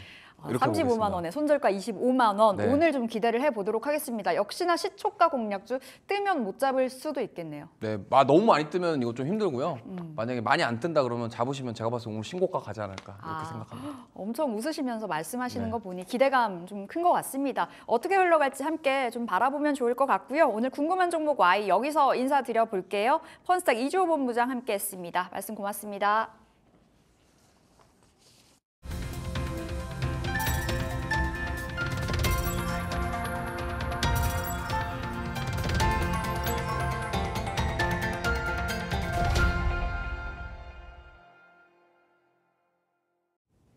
네, 오늘의 종목 3픽으로 갑니다. 오늘도 함께하는 IS의 송범선 실장 전화 연결돼 있습니다. 실장님 안녕하세요. 네, 안녕하세요. 송범선입니다. 네, 반갑습니다. 새로운 한 주 월요일에 실장님의 픽은 어떤 픽일까요? 네, 오늘은 게임주 넷마블 가져왔습니다. 넷마블 게임주 중에서 최근에 희비가 좀 많이 갈리고 있는 종목들이 많던데 넷마블 가져오신 배경이 있을까요? 네, 일단은 금요일 날, 그러니까 지난주 금요일 날 미국장에서 여러 가지 인터넷 이런 종목들이 많이 올랐습니다. 그래서 보시면은 미국장에서 마이크로소프트 1.4% 상승하고 알파벳 A 이게 플러스 2.5% 상승, 아마존닷컴 플러스 1.2% 상승, 메타가 플러스 5.8% 이렇게 상승을 했거든요. 자, 그래서 지난주 금요일 날 컴퓨터와 인터넷 관련 무형 가치주들이 일제히 상승 흐름을 보였다라는 점이 가장 주된 포인트가 되겠습니다. 자, 그래서 이에 따라서 오늘은 이제 우리나라 시장에서 무형 가치주로 대표되는 인터넷 종목이나 컴퓨터 그리고 게임 업종이 상승할 것이다 이렇게 판단이 되는데요. 게임주는 이 공장이 없는 무형 가치주라고 보시면 돼요. 그래서 컴퓨터와 인터넷 업종 주식들이 오를 때 상승하는 기조를 보입니다. 평소에. 근데 중요한 거는 이 컴퓨터나 인터넷 업종이 내릴 때는 또 같이 내리는 이런 기조를 보여요. 자, 그래서 지금 최근에 보시면은 뭐 네이버, 카카오 이런 인터넷 관련주가 많이 떨어질 때 게임주도 많이 떨어졌죠. 자, 그런데 어땠습니까? 저번 주 금요일 날 네이버가 무려 5%나 상승했어요. 그리고 게임주들도 일제히 반등세, 상승세를 지난 금요일 날 나타냈습니다. 자, 여기에 더불어서 이렇게 미국 시장에서도 인터넷, 컴퓨터 관련 업종들이 올라갔기 때문에 오늘 또다시 이런 상승 랠리 흐름이 지속될 가능성이 굉장히 높다라는 점을 말씀드리고요. 자, 여기에 더불어서 이제 시프트업이 상장을 합니다. 이 시프트업 역시 이 뭐 승리의 여신 니케라던가 아니면은 최근에 스텔라 블레이드 이런 콘솔 게임을 개발해서 굉장히 히트를 친 그런 게임 회사죠. 자, 그래서 이게 바로 이번 주 목요일 11일에 7월 11일 목요일 날 상장을 하기 때문에 이 점에 우리가 좀 주목을 해봐야 되겠다라는 점을 말씀드립니다. 그래서 이번 주 목요일 날 전후로 굉장히 게임주들이 상승 랠리가 나올 가능성이 높다는 점 저는 다시 한번 말씀드립니다. 자, 그러면은 이 넷마블을 왜 선정을 했느냐? 많은 게임주들이 있는데, 자, 그래서 뭐 하나씩 보시면은 일단 넷마블의 이 지배 구조가 굉장히 탄탄해요. 넷마블을 보유하고 있는 회사가 몇 가지 있는데 첫 번째로는 CJ ENM이 있습니다. CJ ENM이 넷마블을 21.78% 보유하고 있어요. 지분을. 엄청나죠. 그래서 CJ ENM 그러면 여러분들 아시다시피 뭐 굉장히 굴지의 드라마들, TV 드라마라던가 컨텐츠, 영화 뭐 이런 것들, 뭐 요즘 넷플릭스에다가도 납품 많이 하죠. 이런 것들 잘 만들거든요. 그래서 우리나라 컨텐츠 문화 산업의 중심에 있는 게 CJ ENM입니다. 근데 이러한 CJ ENM이 넷마블을 21% 이상이나 보유하고 있다. 이건 말 다 한 거죠. 그리고 최근에 CJ ENM은 또 뭐 스튜디오 드래곤 이런 쪽으로도 드라마 잘 만들고 있고 그런데 21% 넷마블을 밀어주고 있다. 그래서 넷마블은 현재 이제 게임 회사이기도 하지만 뭔가의 종합 컨텐츠 회사로 거듭나고 있다. 이렇게 보시면 돼요. 성격이. 자, 그리고 NC소프트도 6%, 6.8% 보유하고 있고요. 한 리버 인베스트먼트가 보유하고 있는데 이거는 한강 투자 이런 거죠. 자, 그래서 여기서 갖고 있고 방준혁 씨는 이 넷마블의 대주주죠. 넷마블의 대주주 CEO인데 여러분들 재밌는 건요. 넷마블이 하이브에도 투자를 했어요. 그래서 하이브에도 투자를 했는데 중요한 건 하이브의 대표가 방시혁 씨죠. 자, 그런데 넷마블의 대표가 방준혁 씨입니다. 그래서 방시혁 씨와 방준혁 씨가 두 분이 친척 관계예요. 친척 사촌 동생 관계입니다. 자, 그래서 방준혁 씨의 넷마블이 하이브 방시혁 씨에게 투자를 했다라는 점. 그래서 하이브 같이 이렇게 돈 되는 엔터테인먼트 사업에 적극적으로 투자를 해가지고요. 5% 이상 많은 지분을 보유하고 있는 게 또 넷마블이에요.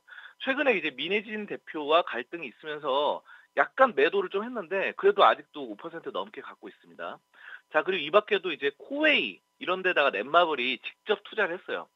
이 방준혁 대표가 굉장히 그걸 잘해요. 투자를. 주식 투자를 잘합니다. 그래서 게임 자체적으로도 좋지만 주식 투자를 잘하다 보니까 여기서 수익이 쏠쏠하게 발생합니다. 자, 그래서 하이브에도 투자를 했고 하이브 주가는 요즘 안 좋은데 어쨌든 뭐 코웨이 여기도 이 정수기 사업으로 굉장히 캐시카우죠. 돈이 계속해서 나옵니다. 자, 여기 더불어서 NC소프트에는 NC소프트에도 5% 이상 투자했는데 재밌는 건 NC소프트가 넷마블에 6.8% 투자했는데 또 넷마블도 NC소프트에 5% 이상 투자를 했습니다. 자, 그래서 서로 쌍방간의 주식을 서로 갖고 있는 약간 이런 구조가 됩니다. 자, 그래서 이게 서로 믿는 거죠. 약간 너도 나를 갖고 있고 나도 너를 갖고 있어. 약간 이런 느낌. 네, 그래서 잘 서로 믿고 함께 나아간다. 이렇게 보시면 되고 그만큼 든든하다는 거죠. 서로가 함께 있으면. 자, 그리고 매출을 좀 보시면은 매출이 지속적으로 성장을 합니다. 자, 그래서 매출이 올라가고 있고 사실 넷마블이 좀 약간 힘들었을 때가 있었어요. 넷마블에 지금 뭐 재무제표를 좀 보시면은 영업이익이 좀 약간 주춤할 때가 있었죠. 마이너스 빨간색으로 표시되는 거 재무제표에 마이너스 치다가 지금 최근에 이제 플러스로 돌아섰거든요. 자, 그래서 적자를 기록했다가 이게 좀 약간 불안하다 사람들이 그랬는데 이거 다시 한번 보란 듯이 또 2023년 하반기 때 흑자로 돌아서죠. 자, 그렇기 때문에 지금은 이제 적자를 해소하고 흑자로 돌아섰다라는 점 우리가 보실 수 있겠고 자, 그리고 부채 비율이 낮아요. 부채 비율이 얼마 안 됩니다. 그래서 부채 비율이 굉장히 낮고 뭐 58% 이렇게밖에 안 되죠. 자, 그리고 유보율은 굉장히 높습니다. 1000% 넘게 이렇게 나타나는 거기 때문에 상당히 자본 구조가 안정적이에요. 자, 그리고 차트를 보시면은 차트상 이렇게 저점에서 이렇게 하단선에서 강한 추세 상승 전환에 이런 시그널이 포착됐거든요. 그래서 넷마블이 사실 예전에 주가가 많이 급락을 했다가 최근에 이제 한 1년 사이에 횡보를 많이 했어요. 횡보. 박스권에 있었거든요. 자, 그런데 지금 상황은 뭐 완전 하단선은 아닙니다. 자, 그런데 한번 크게 하단을 찍고 다시 한번 올라섰다가 올해 초중반까지 올라섰다가 지금 어느 정도 많이 눌렸다 다시 올라서거든요. 자, 근데 제가 아까 말씀드렸죠. 이번 주 목요일 날 시프트업이 이번 주 목요일 날 상장하기 때문에 이것과 관련해서 게임주들이 들썩거릴 수 있다. 이 넷마블 우리가 이 시점에서 한번 주목을 해봐야 되겠습니다. 좋습니다. 일단 뉴욕 증시에서 플랫폼주들이 강세를 보였던 것 첫 번째, 그리고 두 번째로는 말씀해 주셨던 시프트업의 상장과 함께 게임주들의 밸류에이션이 재평가받을 수 있을지 두 번째 관점 주셨습니다. 그런데다가 뭐 차트상으로나 지분구조상으로나 기대할 수 있는 모멘텀이 여러 개가 있는 넷마블이었는데요. 그러면 목표가와 손절가, 매수가 한번 들어볼 수 있을까요? 네, 목표가는 65,000원으로 잡고 접근하시면 되겠습니다. 이거는 지금 이제 사실 오른 게 많이 없어요. 그래서 이제부터는 크게 좀 올라갈 가능성이 높다라고 보고 있고요. 자, 그리고 손절가는 48,000원 잡으시면 되겠고, 매수는 오늘 아침에, 월요일 이제 시작하는 아침에 시초가로 뭐 57,000원 아래로 잡아보신다면은 정말 성공적인 넷마블 투자가 될 것이다. 이렇게 말씀드리겠습니다. 좋습니다. 매수가는 역시나 시초가였고요. 목표가는 65,000원, 그리고 손절가는 지금 현재 48,000원으로 제시가 되어 있습니다. 송범선 실장과 얘기 나눠봤습니다. 실장님 좋은 말씀 고맙습니다. 감사합니다. 네, 그러면 이어서 앵커의 픽으로 넘어가 보도록 하겠습니다. 송범선 실장은 미국의 플랫폼주에 주목을 했었는데요. 저는 개인적으로 애플의 흐름에 좀 주목을 했습니다. 그래서 애플 수혜주 중에 하나를 꼽아봤는데요. ITM 반도체를 정해봤습니다. ITM 반도체라고 한다면 스마트폰의 배터리 보호 회로를 생산하는 기업인데요. 이 보호 회로가 발열이나 전력을 잡는 데에 효과가 있다고 하더라고요. 그런데 최근에 아시는 것처럼 AI가 들어오면서 이 발열이라든지 전력을 잡아주는 그런 제품들에 관심이 높아지고 있고, 뭐 수냉 쿨러, 공조 이런 시스템도 굉장히 시장에서 주목을 많이 받고 있죠. 그래서 온디바이스 AI 수혜주로 또 평가를 받고 있는 종목이어서 ITM 반도체를 한번 준비를 해봤습니다. 혹시 이번 주 안에 애플이 다시 한번 시가총액 1위를 차지하게 되는 계기가 온다면 다시 한번 애플을 재조명하는 그런 시장의 흐름이 나타날 수 있지 않을까라는 관점에서 온디바이스 AI 수혜주, 애플 수혜주로 평가받는 ITM 반도체 정해봤고요. 현재 KB증권에서 목표가는 36,000원으로 평가를 하고 있네요. 자, 그러면 이어서 AI의 픽으로 한번 가보도록 하겠습니다. 오늘 코스피 추천주 한 주 알려줘. 이번 주에는 또 색다른 픽이 좀 나왔으면 좋겠네요. 코스피에서 추천할 주식으로 SK 바이오사이언스를 권장합니다. 네, 오늘 코스피에서 추천할 주식으로는 SK 바이오사이언스가 나왔네요. 최근에 안 그래도 바이오에 대한 관심이 뜨거운데 코스피 쪽에서 꼽다 보니까 SK 바이오사이언스로 또 꼽힌 게 아닌가 싶습니다. 과거에 참 영광스럽던 주가가 있었는데 그 순간을 다시 한번 만들어낼 수 있을지 SK 바이오사이언스 한번 주목해 보시죠. 자, 오늘의 3픽은요. 넷마블, ITM 반도체, 그리고 SK 바이오사이언스였습니다. 저는 내일 이 시간에 다시 찾아뵙겠습니다.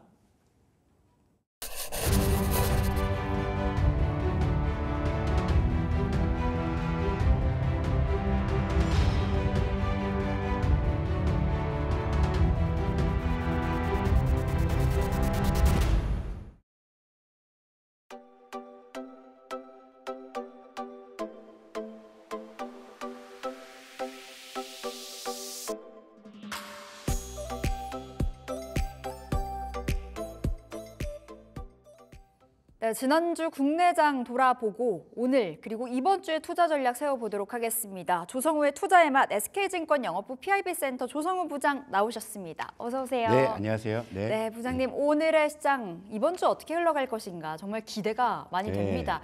지난주에 원체 이제 시장 흐름이 좋았잖아요. 특히 삼성전자가 이제 2분기 잠정 실적이 굉장히 잘 나와주면서 지수 상승 견인을 해주었는데 이번 주는 어떻게 바라보세요? 자, 일단은 지난주에 우리 삼성전자 가장 쓸데없는 걱정이 뭐 연예인 걱정이라고 하는데 우리 시장에서는 삼성전자 걱정이 아닌가. 네. 항상 그래도 우리가 생각하는 것 이상의 실적을 보여주고 있고요. 뭐 HBM3다 뭐다 뭐 논란도 많고 우려도 많았지만 그래도 역시 돈을 잘 번다 볼 수 있겠는데 자, 일단은 삼성전자의 깜짝 실적이 아무래도 우리 시장의 훈풍을 좀 불어주고 있는 이제 그런 상황이기 때문에 뭐 시장은 이래저래 좀 이번 주도 조금 기대해 볼 만한 그런 흐름으로 가지 않을까 좀 보고 있고 그리고 이제 미국에서도 이제 금리 인하에 대한 시그널이 조금씩 짙어지는 것 같아요. 네. 아무래도 좀 실업률이나 이런 것들이 좀 증가했기 때문에 금리 인하의 좀 명분을 좀 실어줄 수 있는 쪽으로 흘러가고 있으니까 그래도 이전보다는 좀 좋은 어떤 시장의 흐름이 전개되지 않을까 이렇게 보고 있는데 근데 항상 이제 여러분들의 고민은 내 종목 언제 올라와 이런 거고 또 앞으로 어떻게 해야 될지가 이제 고민이실 테니까 예. 거기에 대한 제가 나침반을 확실하게 제시해 드리도록 하겠습니다. 오늘도 여러분들의 그 고민들 저희가 들어드리도록 하겠습니다. 부장님께서 반바지 전략으로 가야 된다. 그때 말씀 주셨던 게 반도체, 바이오, 2차 전지 해서 반바지였는데 이번 주에도 그 흐름이 좀 유효할 거라고 보시는지 궁금하네요. 예, 충분히 그렇게 보고 있고 일단은 하반기의 한 주를 우리가 돌아보면 예. 확실히 반바지 중심으로 수급이 들어오는 것들이 보였고요. 또 그 덕분에 지수도 상승폭을 좀 키워가고 어느새 지금 뭐 2,860선이니까 그러니까요. 뭐 상반기에 뭐 이렇게 언감생심 3,000 이야기하던 게 이제 현실로 좀 다가오는 분위기고 뉴욕 증시 같은 경우도 지금 이제 다시금 뭐 사상 최고치이기 때문에 사실 우리 시장이 뭐 일본이나 대만 다 사상 최고치 하고 있고 뭐 미국은 말할 것도 없고요. 그런 와중에 상대적으로 좀 더뎠는데 뭐 이제야 비로소 좀 이제 그런 쪽에 좀 보폭을 맞출 수 있지 않을까 이렇게 좀 보고 있어요. 그러니까 하반기도 일단은 반바지 중심의 반도체, 바이오, 2차 전지 중심의 전략이 일단은 유효하다. 그러니까 여름에는 반바지, 물론 가을 돼서 어떻게 될지 모르겠는데요. 네. 더울 때는 좀 반바지를 입을 필요가 있어 보여요. 네. 알겠습니다. 자 그렇다면 부장님 반도체 이야기 나눠볼게요. 네. 삼성전자 2분기 실적이 굉장히 잘 나왔었고요. 이 안에서 삼성전자 간다고 뭐 SK하이닉스가 한미 반도체가 쉬지는 않더라고요.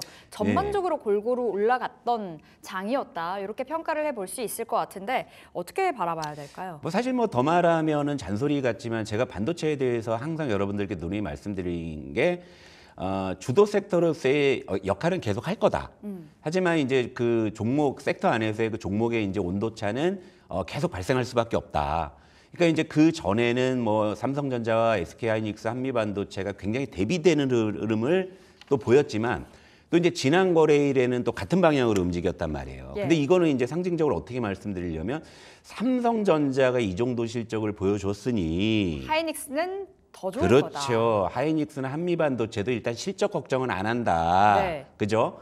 그러니까 이제 그러한 것들이 이제 반영이 이제 된 거예요. 그러니까 삼성전자가 2분기 영업이익 추정치가 물론 이제 실적 발표 직전에는 좀 후하게 주는 데가 구조였어요. 그런데 이게 10조를 넘어 버렸잖아요. 근데 삼성전자의 이 2분기 실적에는 HBM3는 없었잖아요. 그렇죠? HBM3 없이 이 정도 실적을 낸 거였는데 네. 그럼 HBM3 쪽의 모멘텀을 갖고 있는 SK하이닉스나 한미반도체 실적 뭐 볼 것도 없겠다. 실적은 좋겠구나. 이제 이런 심리가 이제 다시금 이제 동반 상승을 보여준 거죠. 하지만 또 시간이 지나서 HBM3 이슈로 인해 가지고 또 그런 어떤 흔들림이나 괴리가 나올 수가 있는 거니까. 그래서 제가 이제 이 반도체 쪽은 섹터 전체로는 이제 매운맛이기 때문에 네. 종목별로 이제 그런 부분에 대해서 좀 성향에 맞춰서 접근할 필요가 있다 말씀을 드린 거였는데요. 요 그림을 한번 보면서 말씀을 드릴게요. 자, 삼성전자, SK하이닉스, 한미반도체를 그냥 다 합쳐봤습니다. 자, 최근에 반도체 쪽에서 지금 추세가 가장 좋은 종목이 바로 위에 삼성전자예요. 우상향하고 있는 게 딱 보이잖아요. 그렇죠? 뭐 일단 우리 투자에만 첫 시간부터 삼성전자 자꾸 시작하자고 했는데 좋은 흐름이죠. 그때 샀었으면 정말 딱 좋은 거의 적기였는데. 10% 가까이 아마. 그렇죠. 저 삼성전자로 10% 수익 나는 거 그렇게 쉽지 않은 건데. 왜냐면 그때가 8만 원 좀 아래였던 그렇죠. 걸로 기억하거든요. 이런 상황인데 자 보세요. 중간에 이거 SK하이닉스입니다.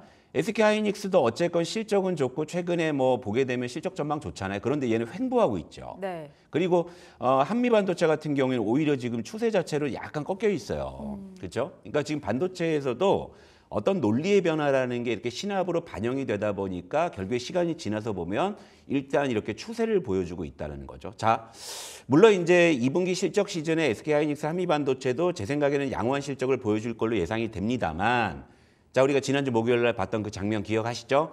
이러다가도 갑자기 뭐 삼성전자가 정말 HBM3에서 얻을 수 있는 어떤 그런 이슈들이 등장을 한다고 했을 때는 다시금 이제 그런 흔들림이 나타날 수가 있다는 거잖아요. 그러니까 반도체를 우리가 접근할 때 그래서 제가 항상 강조하는 게 인덱스를 추정하든가 아니면 업종 대표주 중심 그리고 덜 오른 쪽 네. 이런 쪽으로 말씀드렸던 이유가 이제 바로 여기에 있다라는 거죠. 그렇다고 해서 SK하이닉스, 한미반도체가 앞으로 안 가냐 이런 논리가 아닌 거예요. 여전히 그럼 매운맛인 건 맞네요. 그렇죠. 근데 우리가 이제 이쯤에서 우리가 이제 이 상징적인 세 종목을 놓고 우리가 이제 어떠한 고민을 해야 되냐면 시장이 이제 계속 좋다면은 다 같이 동반해서 올라갈 수 있는 그런 기조는 이어질 것 같습니다만.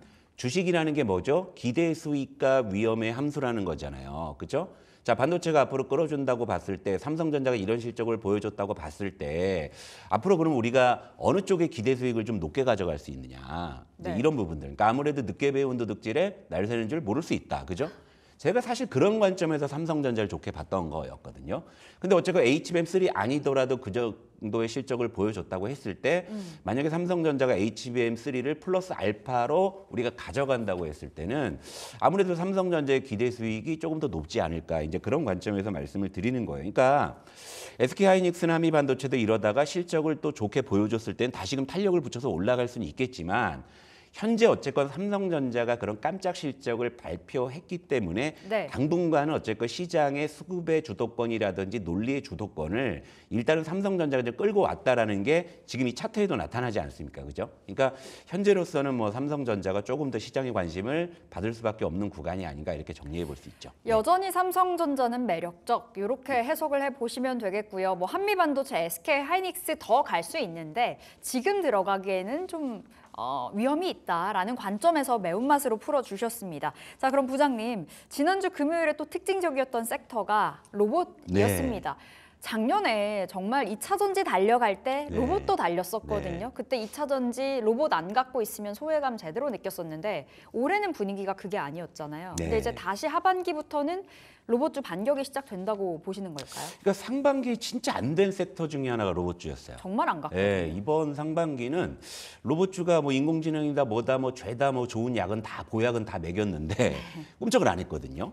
근데 하반기 들어서 이제 로봇주가 꿈틀댄다라는 거. 그러니까 제가 테마 쪽에서 여러분들께 말씀을 드렸던 게 그러니까 상반기에 주도했던 테마들이 하반기에 힘이 빠지는 게 분명히 보이잖아요. 그러면 하반기에는 아무래도 좀 새로운 테마가 출연할 가능성이 있는데 일단 게임주를 제가 하나 좀 점찍어 놨습니다. 게임주 같은 경우가 최근에 뭐 시프트업 상장이라든지 뭐 여러 가지 그리고 이제 가격적인 메리트 이런 걸로 게임주가 이제 첫 번째로 그런 가능성을 보여줬는데 이제 하반기도 상반기에 이제 철저히 소외됐던 로봇주도 좀 그럴 가능성이 있다고 봐요. 그런데 이유 없이 오르지는 않죠.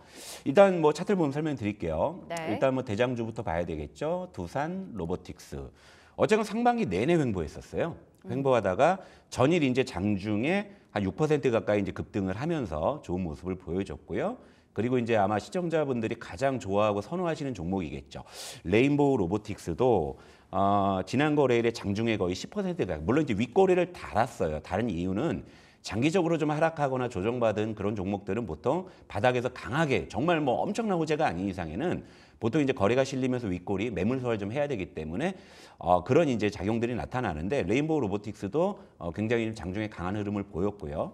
그리고 좀 작은 쪽으로 가자고 하면은 이제 에브리봇 같은 경우에는 장중 23% 급등하는 그런 모습이었는데 로봇주가 지금 다 장기적으로 횡보한 네. 이런 모습이고요. 하나 더 보자면은 뭐 삼성전자 쪽에 좀 모멘텀이 있는 이렌시스 같은 경우도 장중 15% 급등했는데 이렇게 이제 로봇주가 일제히 좀 바닥에서 급등한 배경은 일단 삼성전자가 반도체 공정의 100% 무인화를 그러니까 로봇 기준으로 네. 로봇 이제 기반으로 하는 걸 이제 테스트한다는 소식이었고요. 이런 부분이 일단은 촉매가 됐고 그러니까 또 하나 그러니까 네가 왜 거기서 나와라는 표현이 있잖아요. 갑자기 또 네이버에 또 로봇 모멘텀이 붙어버린 거예요. 네이버. 그러니까 이걸 좀 설명을 드리자면 이게 약간 아직은 가십거리인 것 같긴 한데요.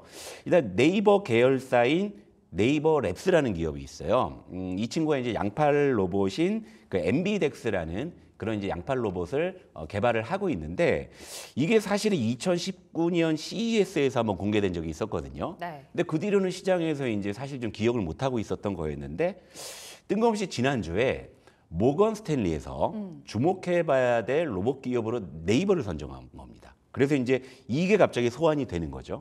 그래서 이제 양팔 로봇 분야에서는 네이버 랩스에서 하고 있는 이 엠비덱스를 주목해 볼 필요가 있다 이런 거죠. 물론 이제 곁다리로 네이버를 잠깐 말씀드리자면 사실은 굉장히 좀 아픈 손가락 중에 하나잖아요. 우리 시장에서. 뭐 연일 신저가 행진을 실적은 최근까지도. 괜찮은데 뭐 라인이다 뭐다 이슈 있어가지고요. 근데 뭐 네이버 입장에서는 뭐라도 걸고 올라가야 된다라는 그런 이제 취지에서 본다면 네이버도 어쨌건 뭐라도 이제 걸려 있으니까. 그런데 전체적으로 봤을 때는 이제 그동안 우리 시장에서 로봇주의 로봇 섹터의 수급 논리를 주도했던 아무래도 기업은 삼성전자였기 때문에 예. 이 삼성전자의 100% 무인 공정 기반 로봇 테스트 이제 이 소식이 일단은 좀 불씨를 지폈다라고 볼 수 있는데요. 어쨌든 상반기에 로봇주는 철저하게 소외됐다는 관점에서 본다고 하면 그럼 이제 로봇주는 하반기에 그래도 좀 주도할 수 있는 테마군의 어떤 후보 중에 하나로 볼 수 있다. 이렇게 좀 정리를 해보면 되겠습니다. 네. 로봇주 그리고 또 배경으로는 금리 인하라는 네, 그런 이야기가 것도 나와주다 있죠. 네. 보니까 이제 대표적인 성장주자 로봇주 쪽으로 힘이 좀 실리고 있습니다. 그러면 부장님 지금 현 시점에서 로봇 담아 볼 수 있다면 내가 꼭 담아야 된다면 어떤 종목 괜찮을까요? 그러니까 로봇주는 그러니까 좀 테마적인 군에서 그동안 많이 이제 소외됐다는 측면에서 일단 수급적인 논리로는 접근이 충분히 가능하다. 네. 이렇게 좀 볼 수 있는데, 근데 이제 이것만은 좀 알고 하셨으면 좋겠다라는 취지에서 제가 좀 자료 준비한 거를 좀 말씀을 드리도록 할게요. 그러니까 로봇 시장의 성장 의심할 여지가 없습니다. 일단은 휴머노이드 로봇 시장 같은 경우에는 2021년에는 그러니까 3년 전이죠. 그때는 불과 2조 규모의 작은 시장이었는데요. 요게 2030년에는 무려 46조로 성장을 합니다. 그러니까 폭발적인 지금 성장을 하는 시장이기는 해요. 그리고 네. 그 배경에는 뭐 고령화라든지 저출산이라든지 실제 이제 노동력의 어떤 감소 이런 부분들이 있기 때문에 이제 수요는 계속 증가할 수 있다라고 보는데 이 대전제는 유효합니다. 그런데 냉정하게 우리 로봇 기업의 현주소도 한번 봐야 될 것 같다. 이건 좀 알고 하셔야 될 것 같다는 취지에서 말씀을 드리는 건데요. 일단 글로벌 로봇 기업 대비해서 우리 로봇 기업이 어느 정도의 위치에 있는지 일단 좀 말씀을 드려야 될 것 같아요. 그러니까 일단은 관절 로봇 기준, 그러니까 휴머노이드 그 로봇의 어떤 핵심 기술이죠. 관절 로봇이. 그럼 거기서 이제 두각을 나타내고 있는 글로벌 기업과 우리 기업을 한번 비교해 볼게요. 일단 독일의 쿠카라는 기업이 있습니다. 관절 로봇 분야에서 세계 3위 하고 있죠. 점유율 12%. 그리고 일본의 야스카와 전기라는 기업이 있어요.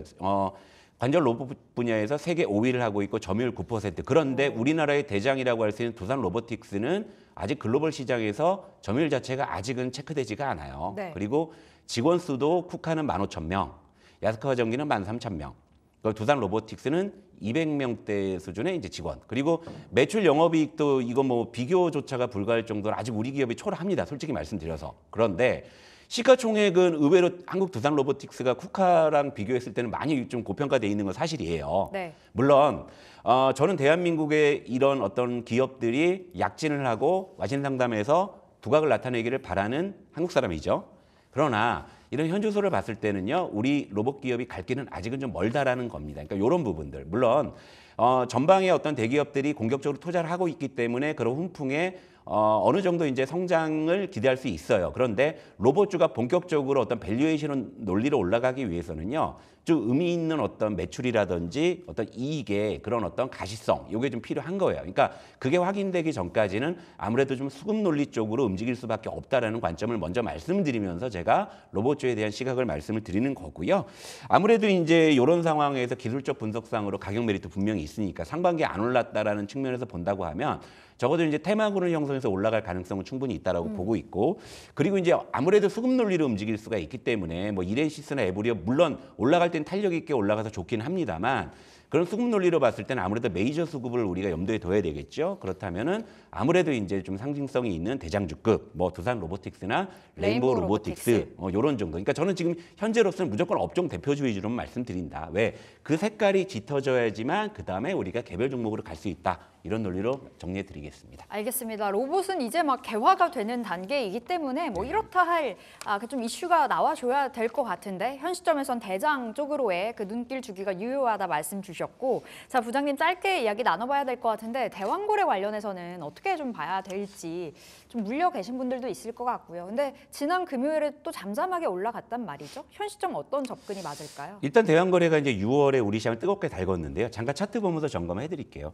일단 한국가스공사가 뭐 2배 이상 상승을 했다가 네. 최근에 뭐 고점 대비해서 약 30% 정도 조정을 받은 가운데서 일단 어제 이제 반등 시도가 나왔고요.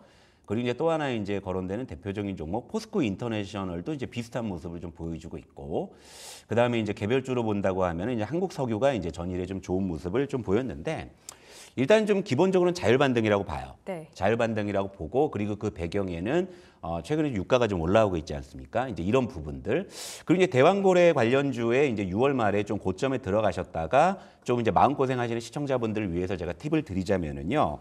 일단은 지금 7월, 8월에 로드맵이 좀 있습니다. 사업 설명회. 그러니까 뭐 여기서 이제 글로벌 어떤 이제 석유 기업에 이제 사업 설명을 하고 이제 투자를 받고 이제 시초에 참여하는 이런 쪽에 이제 로드맵이 있는데요.